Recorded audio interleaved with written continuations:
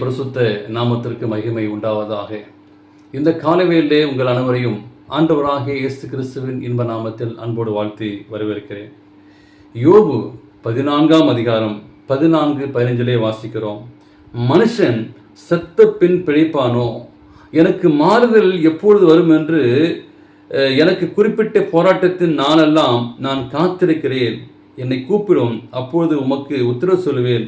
உமது கைகளின் கிரிகள் மேல் விருப்பம் வைப்பீராக என்று சொல்லி வாசிக்கிறோம்.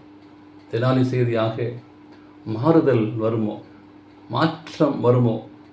கொஞ்ச நாட்களாகவே தமிழ்நாட்டு மக்களுடைய மனதில் இருந்த ஒரு காரியம், மாற்றம் வேண்டும், மாற்றம் வருமோ என்று சொல்லி காத்து கொண்டிருந்தார்கள். ஆனால் மாறுதல் வந்தது, மாற்றம் அடைந்தது. உங்களுடைய வாழ்க்கையிலும் என்னுடைய வாழ்க்கையிலும் மாறுதல் வருமோ என்று சொல்லி, ஒரு மாற்றம் வருமோ என்று சொல்லி, நம்முடைய தனிப்பட்ட வாழ்க்கையிலே ஒரு மாற்றம் வருமா என்று சொல்லி சிந்தித்து பார்க்க வேண்டும். யோபுக்கு அங்கே ஒரு நம்பிக்கை இருந்தது, யோபுக்கு ஊற்றில் நம்பிக்கை இருந்தது என்று சொல்லி பலர் கேள்வி கேட்டார்கள்.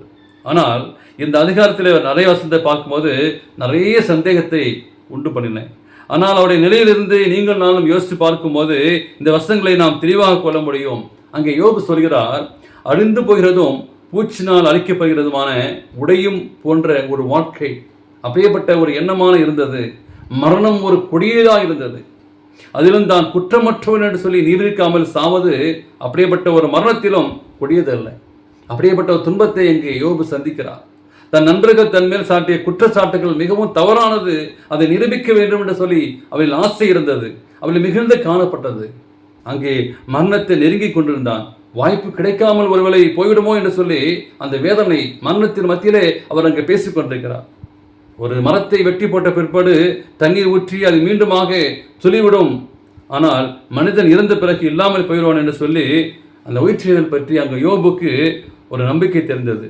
அங்கே வாசிக்கும் போது, வானங்கள் ஒழிந்து போகும் வரை மருத்துவர்கள் எழும்புதல் என்று சொல்லி, வானங்கள் ஒரு நாள் ஒழிந்து போம், அப்பொழுது மருத்துவர்கள் எழும்புவார்கள். அந்த நம்பிக்கை வெளிப்பட்டது. அங்கே தனக்கு மாறுதல் வருமோ என்று சொல்லி தேவனை நம்புவதாக அங்கே சொல்கிறார். எனக்கு எப்பொழுது ஒரு மாறுதல் வரும், என்னுடைய வாழ்க்கையில் எப்போ ஒரு மாற்றம் வரும் என்று சொல்லி அதே வார்த்தையை தான் 9ஆம் வசனத்தில் துளித்தெழும்பதற்கும் எபிரேய வேதாகம பயன்படுகிறது. எனவே தனக்கு மீண்டும் துளித்தல் வரும் என்ற ஒரு நம்பிக்கை அவருக்கு இருந்தது. புகையைப் போல, மேகத்தை போல அங்கே மனித வாழ்வு இருந்தாலும் அது நிரந்தரம் அல்ல. அந்த யோபுடைய வாழ்க்கையிலே மீண்டும் நான் வாசிக்கும் போது அந்த தேவனுக்கும் யோபுக்கும் இருந்த ஒரு உண்மையான ஒரு உறவை அந்த வசனம் சொல்கிறது. நான் உமது கைகளின் கிரியை என்மேல் விருப்பம் வைக்க வேண்டும், நீர் என்னை கூப்பிடும், நான் உனக்கு பதில் சொல்லுவேன் என்கிறார். தேவன் கூப்பிடுவார் என்று சொல்ல அங்கே நம்பிக்கை இருந்தது. ஒரு மாற்றம் வர வேண்டும், மாறுதல் வரும் என்று சொல்லி தேவனையே நம்பியிருந்தார். எனவே அன்பான பிள்ளைகளே, உங்களுடைய வாழ்க்கையிலும் என்னுடைய வாழ்க்கையிலும் நிச்சயமாகவே இப்படியேப்பட்ட ஒரு துன்பத்தை நீங்கள் சகித்துக் கொண்டீர்களா? இப்படியேப்பட்ட ஒரு வேதனை நீங்கள் சகித்துக் கொண்டிருக்கலாம்? யோபையோ போல எப்போது ஒரு மாற்றம், ஒரு மாறுதல் வரும்? இப்படியேப்பட்ட கஷ்டங்கள் மாறாதா? பிரச்சனைகள் மாறாதா? போராட்டம் மாறாதா? வியாதி மாறாதா? இப்படியே தான் இந்த வாழ்க்கை இருக்குமா? இருக்கிறீங்களா? யோபு போல அப்படியே நம்பிக்கையிலே வாருங்கள். நிச்சயமாகவே அப்படியே ஒரு மாற்களை மாற்றம் வந்தது. அதே மாற்றத்தை தேவன் உங்களுக்கும் எனக்கும், உங்களுடைய வாழ்க்கையை தேவன் மாற்றி கொடுப்பார். பெரிய மகிழ்ச்சியாக மாற்றுவார், சந்தோஷமாக மாற்றுவார், ஆசீர்வாதமாக மாற்றுவார். அவருடைய வருகை நமக்காக காத்திருங்க. நிச்சயமாகவே ஒரு பெரிய மாற்றத்தை நாம் காண்போம். அப்படி ஆசீர்வாதத்தை பெற்றுக்கொள்ள தேவன் கிருபை செய்வாராக. God bless you.